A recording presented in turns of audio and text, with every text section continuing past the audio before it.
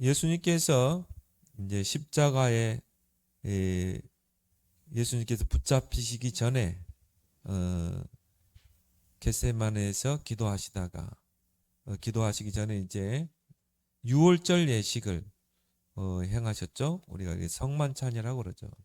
그래서 떡과 포도주를 나눠 주시면서 이제 이것은 나의 살이다, 나의 피다.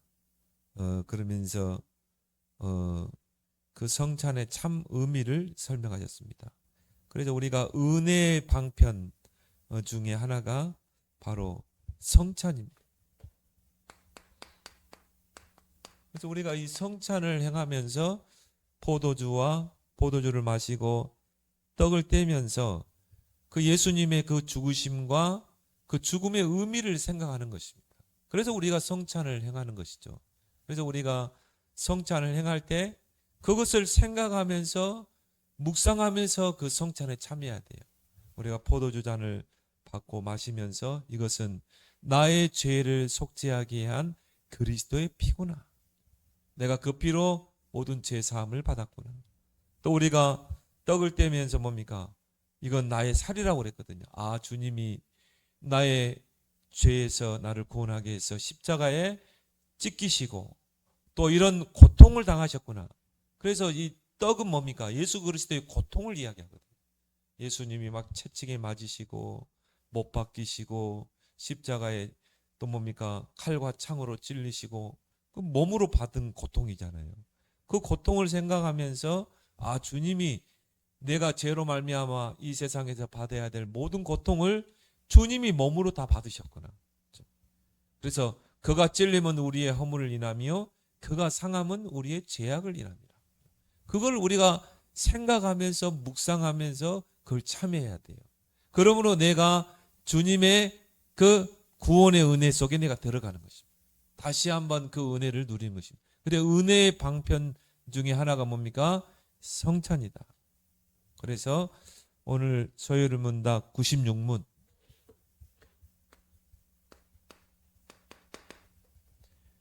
주의 성찬은 무엇입니까? 자, 성찬을 제정하시는 분은 누구죠? 예수님이죠. 자, 주의 성찬이 무엇입니까? 거기에 대한 답은 자, 주의 성찬은 곧 성례인데 우리가 성례라고 할 때는 세례와 성찬이죠. 성례인데 그리스도께서 정하신 것이다. 그리스도께서 정하신 대로 이걸 기념하라고 그랬거든요. 주님이 오시는 그날까지 이것을 지켜 행하라고 그랬거든요. 그래서 우리가 성찬을 행하게 되죠. 그리스도께서 정하신 대로 떡과 포도주를 주고받음으로써 떡이 의미하는 건 뭔가? 또 포도주는 뭘 의미하고 있는가? 그냥 단순히 그냥 포도주를 마시는 게 아니라 여기에는 의미가 있다 이 말이죠. 바로 주님의 살과 피잖아요. 그렇죠? 이거를 우리가 먹는 것입니다. 먹고 마시는 것이죠. 자, 떡과 포도주를 주고받음으로써 그의 죽으심을 나타내 보이는 것입니다. 주님의 그 십자가의 그 희생, 죽으심. 그 죽으심, 그것이 나와 어떤 관계 속에 있는가? 이걸 생각하는 거죠. 이 성례를 합당하게 받아들이는 자들은 육체와 정욕을 따라 참여하지 않고 다만 믿음으로써 그의 몸과 피에 참여하는 거다. 자, 그의 몸과 피에 참여하는 거다. 주님이 그 십자가에 그 몸으로 당하신 고통을 내가 그 고통에 참여하는 것입니다. 아, 내가 죄를 말미암아 이 땅에서 받아야 할 고통을 대신 받으셨구나. 거기에 내가 참여하고 또 주님이 나의 죄를 속죄하게 해서 흘리신 피, 그 피에 내가 참여하는 거죠. 참여함으로 그의 모든 유익을 받아 신령한 양식을 먹고 은혜 속에서 장성하는 것입니다. 자, 그 속에서 신앙이 성장하게 됩니다. 그래서 초대교회는 모일 때마다 성찬을 했어요. 그러면서 뭐합니까? 주님의 그 은혜를 누리면서 신앙이 성장하는 것입니다. 그래서 이 성찬할 때 이게 다 메시지가 있잖아요. 우리가 포도주 잔을 마시고 떡을 뗄 때 이게 다 메시지거든요. 바로 복음의 메시지거든요.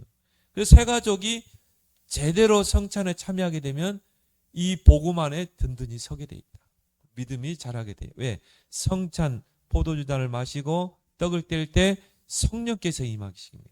성령께서 새 가족에게 임해서 그 그리스도의 복음을, 십자가의 복음을 깨닫게 하시는 것입니다. 그걸 통해서 신앙이 성장하게 되는 것입니다. 97문에 주의 성찬에 합당하게 참여하려면 어떻게 해야 되는가? 합당하게 참여해야 되겠죠. 또 어떤 사람은요, 아무 의미 없이 참여하는데 성찬에 참여하기 전에 먼저 기도로 준비를 해야 되고요. 내가 주의 성찬에 참여합니다. 오늘 이 성찬식에 하나님이, 주님이 임재하여 주옵소서. 이렇게 기도하고 또 찬양하고 성찬에 참여해야 돼요. 그리고 내가 그 주님의 피와 주님의 그 고통에 내가 참여한다. 이런 마음을 가지고 참여해야 되는 것입니다.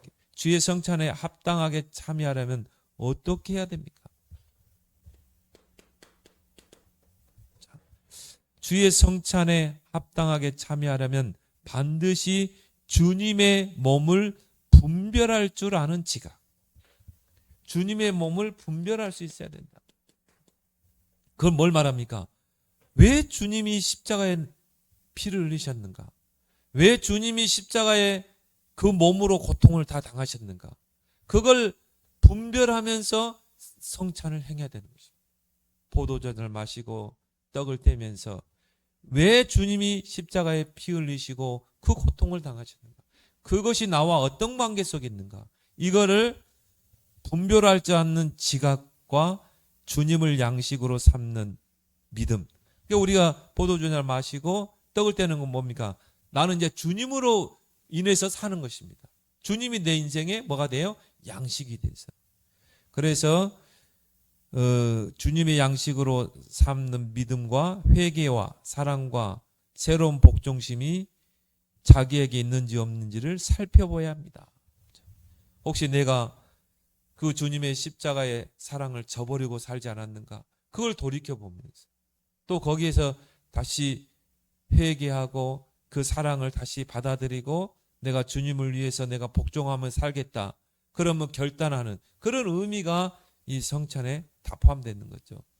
혹시 부당하게 참여하여 먹고 마심으로 인해 자기들에게 정죄 심판을 가져오지 않을까 염려되기 때문인 것입니다. 부당하게 참여.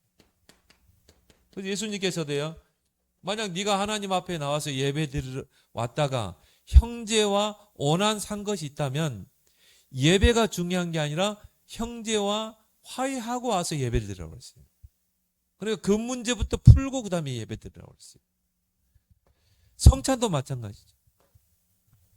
그래서 여러분들이 이 성찬에 대해서 바른 의미를 알게 되면 이 성찬을 행하면서 우리가 많은 은혜를 받게 되고 영적 성장을 이루게 될 줄 믿습니다.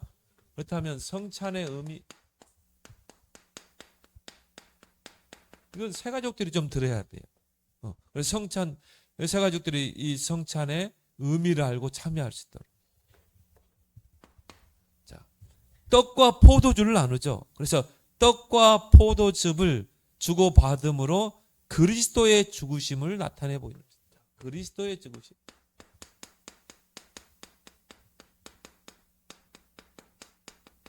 그 그리스도의 죽으심을 나타내 보이는 것이다. 그래서 누가복음 22장 예수님께서 제자들과 성찬을 행하셨죠.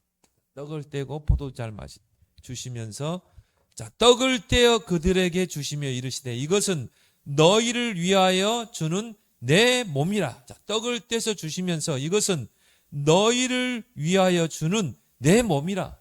바로 뭡니까? 떡을 떼는 것은 그리스도의 몸.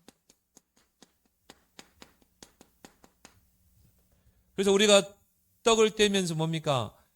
그 주님이 나를 위해서 생명을 주시기 위해서 몸으로 받았던 모든 고통을 우리가 몸소 느끼는 것입니다. 그래서 떡을 떼다. 제자들과 함께 떡을 떼다 그랬거든요.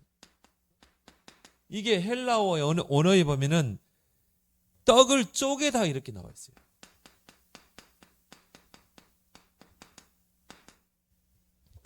그 말은 뭡니까? 예수님이 십자가에서 그 몸이 찢기신 것입니다. 채찍에 맞으시고 또 창을 옆구리에 창에 찔리셔서 물과 피를 다 쏟으시고 가시관 쓰시고 못 박히시고 그걸 뭘 말하죠? 예수님의 이 찢기신 몸을 상징하는 거죠. 예수님은 몸이 하나인데 찢기셔가지고 많은 사람에게 생명을 나눠주신 것입니다. 그래서 저와 여러분들이 그 예수님의 생명을 받은 줄 믿습니다. 그걸 의미하는 거예요. 쪼개가지고. 그래서 우리가 이 떡을 뗄 때 이런 잔에다가 이렇게 카스테라 같은 거를 쪼개가지고 주잖아요. 원래는 어떻게 하냐면요. 큰 이렇게 빵 같은 그걸 직접 와서 떼서 가져가요. 그게 성경적인 의미예요. 그래서 한 사람씩 나와서 그 떡을 찢어가지고 떼가지고 가서 먹어야 돼요. 원래는 그렇게 해야 되는데 그렇게 하려면 좀 거추장스러우니까 미리 쪼개가지고 그렇게 해서 나눠주는 거죠. 원래는 직접 와서 찢어야 돼요. 그걸 뜯으면서 뭡니까? 예수님이 나의 모든 죄의 고통에서 나를 해방시키시고 생명을 주시기 위해서 이렇게 살이 찌기셨구나. 자신의 몸을 쪼개셨구나. 이제 그걸 생각하는 거죠. 우리 교회도 한번 그렇게 했으면 좋겠어요. 다음에 준비해가지고. 마태복음 26장 28절에 자, 이것은 죄 사함을 얻게 하려고 많은 사람을 위하여 흘리는 바 나의 피 곧 언약의 피니라. 자, 우리가 포도주 잔을 마시면서는 뭡니까? 이것은 죄 사함을 얻게 하려고 많은 사람을 위하여 흘린 바로 그리스도의 피구나. 그리스도의 피, 언약의 피. 이게 바로 성찬의 의미인 것입니다. 그래서 성찬은 중요한 은혜의 수단이다. 은혜 받는 수단.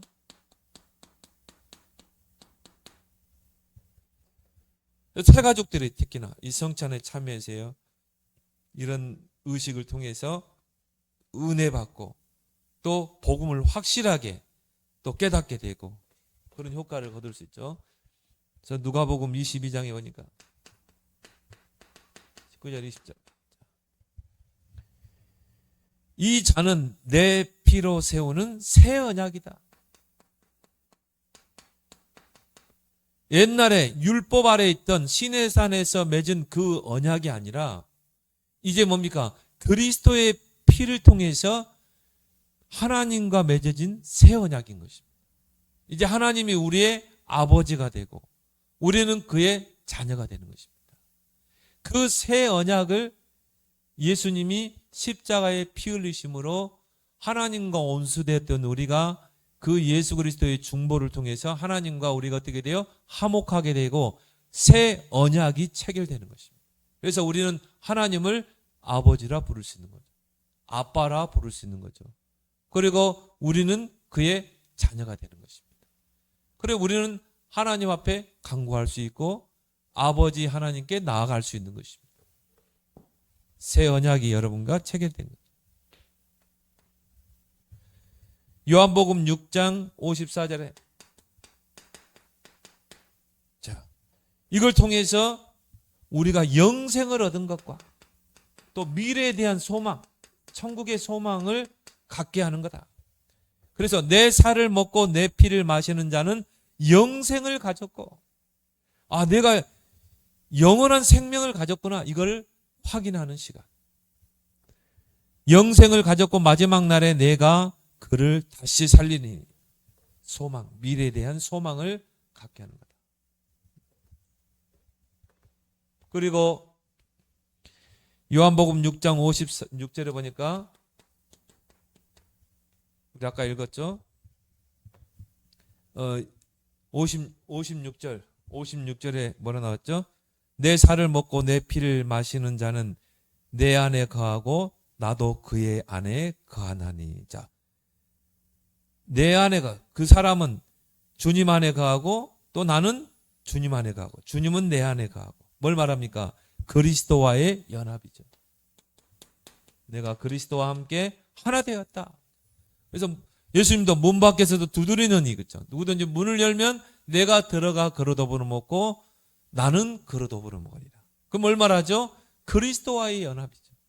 우리가 이 성찬식에 참여하면서 내가 그리스도 안에 있고 주님이 내 안에 있구나.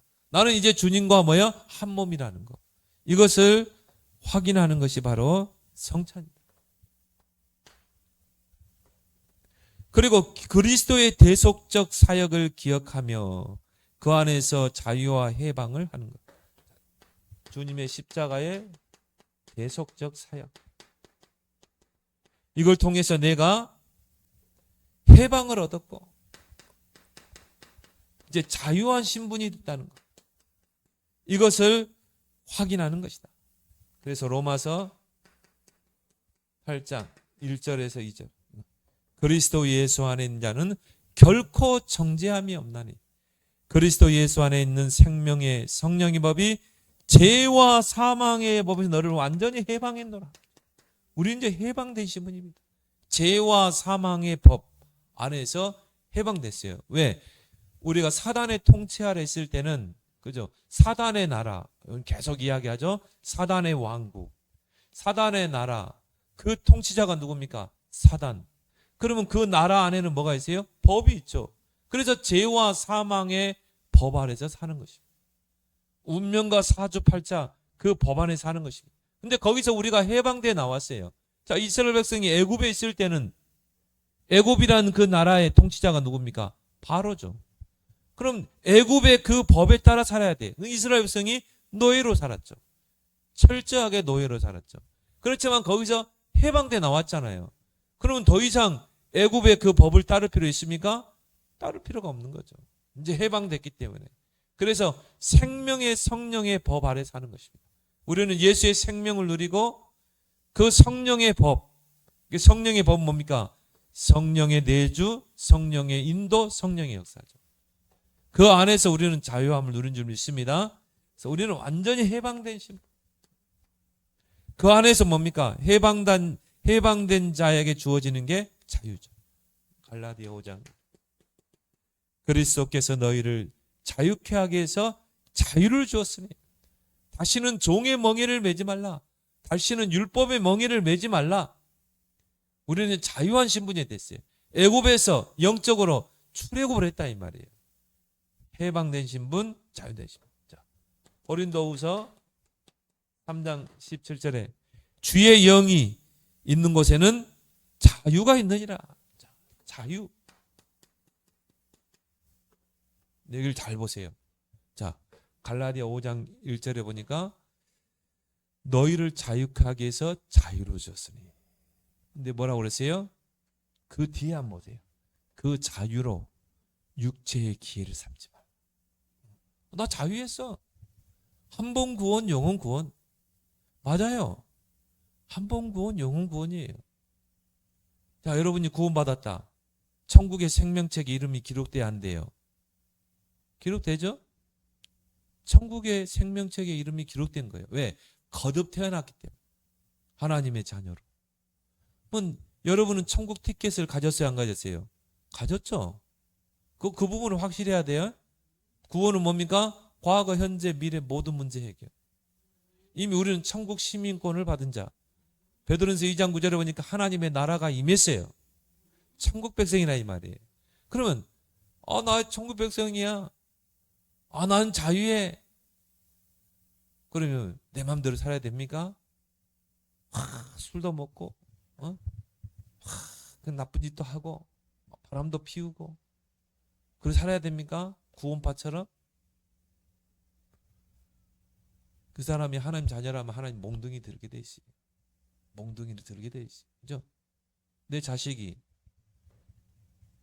나쁜 짓 하면은 부모가 타이르겠죠. 야, 하지 마. 너 그거 나쁜 짓이야. 내 자녀 갓난 아기가 자꾸 물속으로 들어가. 엄마 아빠는 뭐 가지 말라고 그랬죠. 야, 너는 위험해. 너는 헤엄도 못 쳐. 근데도 계속 가. 막 꾸지람하겠죠. 잔소리하겠죠. 그래도 이 애가 그냥 물속으로 가려고 하네. 어떻게 해야 돼요? 매를 들어야죠. 회초리를 들어야죠. 그래서 징계가 없으면 사생자라고 그랬어요. 그죠? 하나님의 자녀이기 때문에 징계가 있는 거예요. 저는 이걸 황골탈태로 보거든요. 하나님의 계획 속에 있으면 하나님 가만히 둬요. 간섭할 필요 없어요. 기존 교단에는 뭐 그보다 더한 일이 있어. 그냥 가만히 둬요. 왜? 어차피 세계 복음에 관심이 없으니까. 근데 우리는 뭐 때문에 모였어요? 오직 복음, 오직 전도, 오직 선교, 오직 후대 키우자.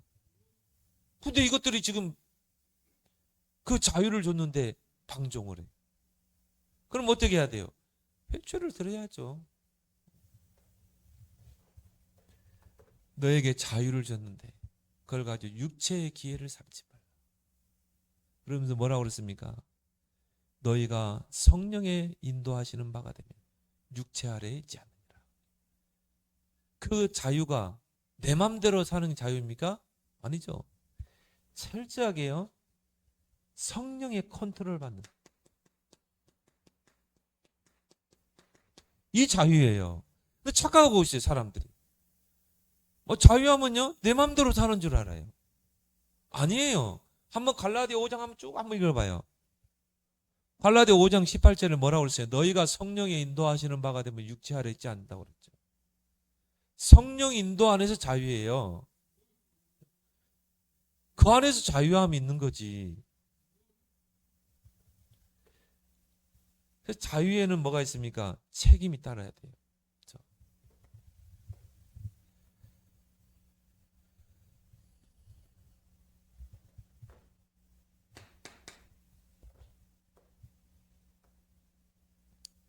주의 만찬에 참여하여, 자, 이 성찬의 의미는 뭡니까? 우리가 주의 만찬에 참여하여 하늘 식탁, 하늘에서 우리가 하늘의 양식을 먹는 하늘 식탁을 미리 맛보는 상징적인 의미다. 자, 우리가 죽어서 가는 하늘에 식탁이 차려 있겠죠. 그 하늘의 식탁을 미리 이 땅에서 맛보는 상징적인 의미다. 그래서 누가복음 22장 예수님께서 30절에 너희로 내 나라에 있어 내 상에서 먹고 마시며 또한 보좌에 앉아 이스라엘 12지파를 다스리게 하려 하노라. 그렇죠. 자, 천국을 미리 맛보게 하는 거다. 성찬의 의미입니다. 자, 그러면 성찬식에 대한 4가지 설이 있습니다. 첫 번째 뭡니까? 화채설. 이거는 로마 가톨릭에서 주장하는 거예요. 지금 이 성당 로마 가톨릭에서 이 주장하는 부분이죠. 자, 화채설은 뭐냐?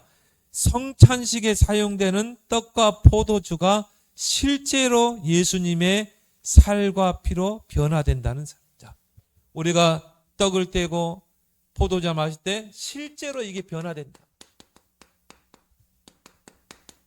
예수님의 살과 피로 실제 변화된다는 설입니다. 그래서요, 이 사제, 또 신부, 사제가 기도하고 난 후에 이거는 너희를 위한 떡이니라 이 말을 선포할 때 떡이 갑자기 예수님의 살로 바뀐다는 거예요. 이거는 너희를 위하여 흘리는 피니라 사제가 하고 딱 선포할 때 그 포도주 잔이 예수님의 피로 바뀐다는 거예요. 근데 실제로 바뀐다. 그래서 실제로 예수님의 살을 먹고 예수님의 피를 마시는 거다. 그것 때문에 이 로마가 핍박을 많이 했잖아요.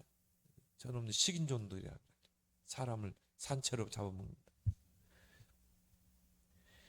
사제가 기도하고 나면 그 본질이 실제 그리스도의 살과 피로 바뀐다는 주장. 본질이 바뀐다. 실제로. 이게 화채설이죠.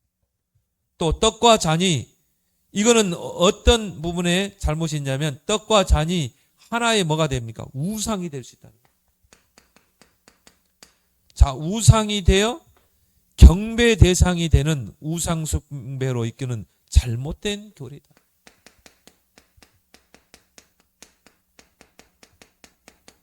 경배 대상이 될 수 있는 것입니다.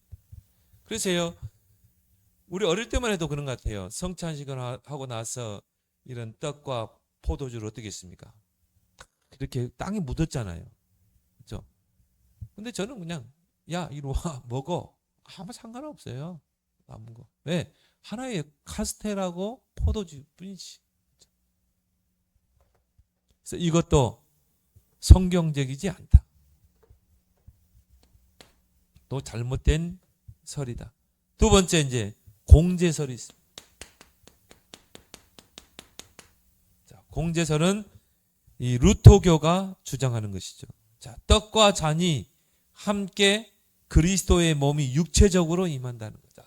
떡을 떼고 또 우리가 포도주 나눌 때 그리스도의 그 몸이 육체적으로 임재. 화채설보다는 조금 완화된 부분이지만 그래도 성경적이진 않아요. 그래서 이 부분, 이 공제설은 화채설은 이 부인하지만 떡과 잔 속에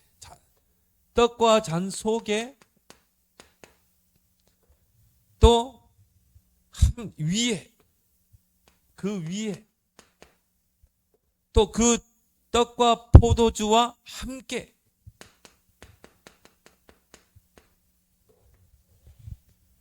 그리스도의 몸이 육체적으로 임재한다. 이 부분을 강조한 거죠. 실제로 그리스도의 몸이 임재한다는 것. 루터가 주장했던 부분이죠. 그래서 화채설은 실제로 그리스도의 몸을 먹고 피를 마시는 것이라면 공제설은 떡과 포도주를 마시면서 먹고 마실 때 그리스도의 몸도 함께 먹고 마시는 것이다. 좀 완화된 부분이지만 화채설보다는 그래도 성경적이진 않아요. 예수님께서 성찬식을 하시면서 하신 말씀을 놓고 보면은 이것도 성경적이라고 볼 수 없죠. 그 다음에 뭡니까? 기념설. 이걸 또 우리가 상징설, 그냥 하나의 상징으로 보는 거죠. 쯔붕글리가 이 부분을 주장했습니다. 자, 이 기념설은 떡과 잔이 단지 그리스도의 살과 피를 상징하는 것뿐이라는 주장. 하나의 상징하는 것이지 그 이상도 이하도 아니다. 그래서 성찬에 참여하는 것은 그리스도의 죽으심을 기념하는 의미지. 자, 예수님도 이걸 기념하라고 그랬거든요. 이거를 너희도 기념하라. 그래서 성찬에 참여하는 것은 그리스도의 죽으심을 기념하는 의미이지 그 이상은 없다고 보는 것이죠. 근데 이게 또 이건 너무 또 가볍게 봐버려요. 이 성찬식을. 그래서 기념설은 성찬이 단지 의례 행위에 지나지 않는 거죠. 하나의 그냥 행사로 끝나버리는 거죠. 여기에 대한 깊은 영적인 의미나 이런 부분을 약화시켜버려요. 하나의 의식으로. 그냥 하나의 의식이지 그 이상도 이하도 아니다. 자, 그러면 우리 개혁교회는 어떤 설을 주장합니까? 영적인 임재. 실제 임재하는 게 아니라 예수님이 성령으로 영적으로 그 성찬과 성례를 할 때 이 떡을 뗄 때 영적으로 임재한다는 것입니다. 이건 칼빈이 주장한 거죠. 또 우리 개혁교회가 주장하는 부분이죠. 또 우리는 이걸 강조하고 있습니다. 자, 이거는 어떤 뜻입니까? 성찬 때 성도들이 연합되어져서 성령을 통해서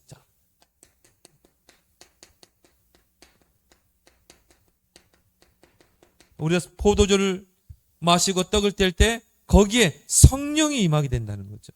성령을 통해서 위에 계신 그리스도께서 영적으로 임재한다는 거죠.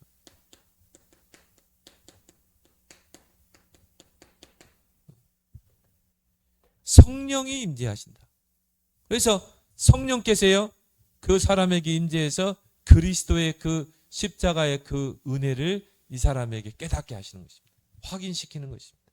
그걸 통해 이 성찬에 참여한 그 성도 세 가족이 신앙을 성장시키는 또 양육하는 역할을 한다는 거죠. 성령의 임재. 성찬 때 그리스도의 몸과 피를 성령을 통해서 실제적으로 또 인격적으로 체험한다는 겁니다. 성령을 통해서 그리스도의 십자가의 그 은혜를 실제적으로 인격적으로 예수님께서 성령으로 인격적으로 임하시는 거다. 이것을 체험한다는 것입니다. 이게 어떻게 보면은 가장 맞다고 보면 돼요. 성경적으로. 왜냐?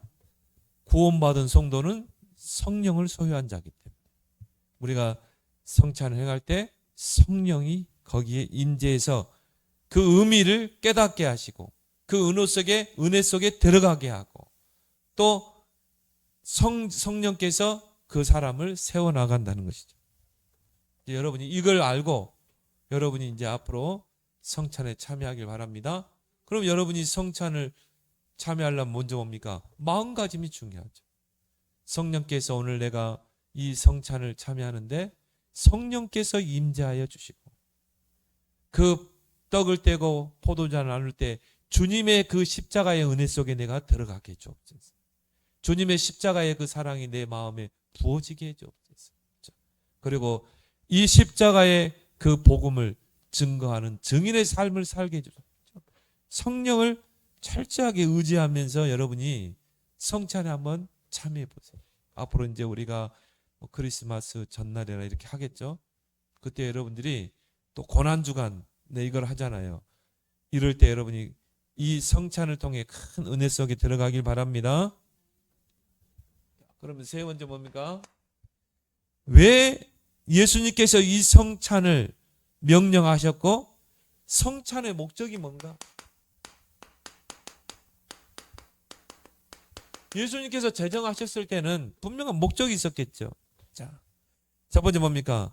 믿음으로 그리스도의 몸과 피에 참여하는 것이다. 자, 성찬을 하면서 그리스도의 몸과 피 참여하는 것이다. 그래서 고린도전서 10장에 성찬에 관련된 내용이 나왔죠. 16절에서 17절.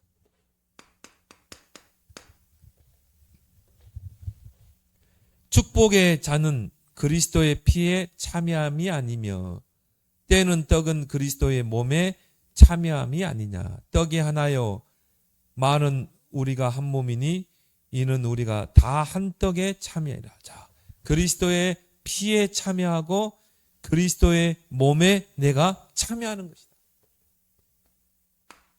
그러면서 그 은혜를 내가 체험하기 위해서 우리가 성찬을 하는 것입니다. 그리고 주님을 기념하는 데 목적이 있다.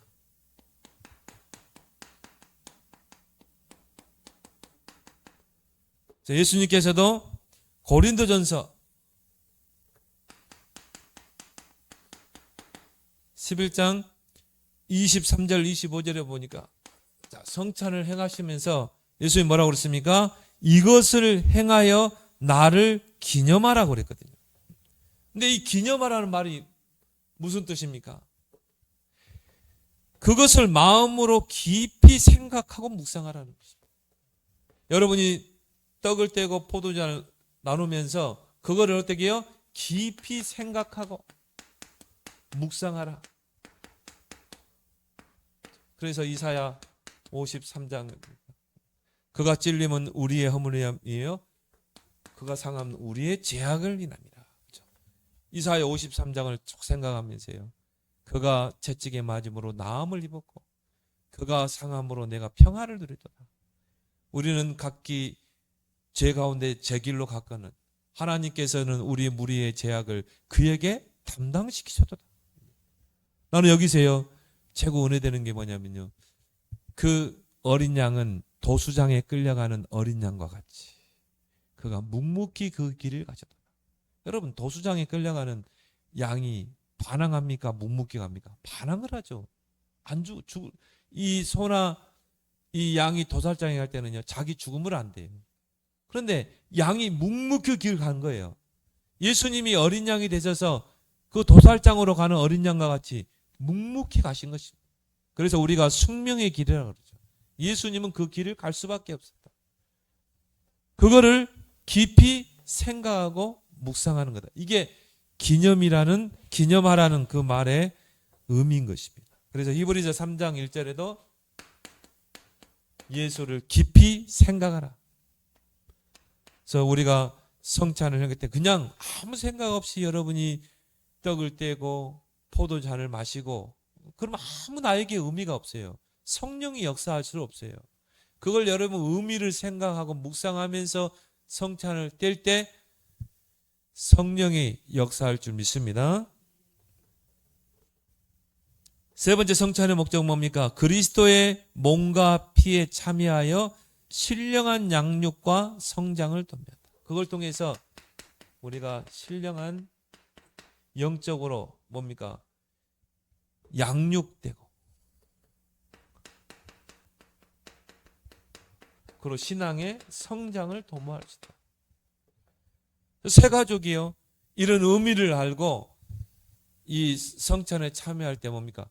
신령한 양식이란 말은 뭐죠? 성령께서 그 사람에게, 새 가족에게 임재해서 그 사람을 깨닫게 하고 생각나게 해서 양육해 가는 것입니다.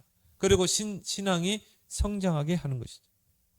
새 가족 양육에 가장 좋은 게 바로 뭡니까? 세례와 바로 성찬이다. 이거를 성례라고 그러죠. 그 네 번째 목적이 뭡니까?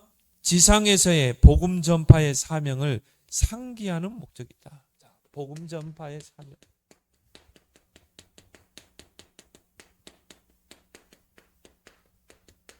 이것을 어떻게 해요? 상기시키는 데 목적이 있다. 그래서 예수님께서도 고린도전서 11장 26절에 보면 너희가 이 떡을 먹으며 이 잔을 마실 때마다 주의 죽으심을 그가 오실 때까지 전하는 것이니라. 이 사실을, 내가 받은 이 은혜를, 십자가의 그 은혜를 내가 이제 증거해야 되겠구나. 내 주변에 있는 사람에게 증거해야 되겠구나. 이 사명을 어떻게 해요? 상기시키는 그런 역할이 바로 이 성찬의 목적이다. 그래서 예수님의 말씀. 너희는 가서 모든 민족으로 제자 삼아라. 땅끝까지 복음을 전파하라. 그렇죠? 그래서 성찬 예식을 통해서 여러분이요, 복음 전파에 대한 사명이 다시 불일 때 일어나는 것입니다.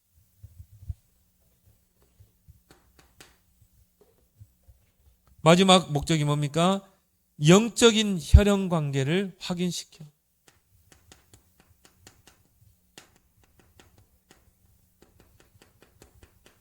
자, 우리는 그리스도를 통해서 뭡니까? 이제 그리스도의 피를 수혈받은 자잖아요. 그래서 우리는 뭡니까? 한 형제요, 한 가족인 것입니다.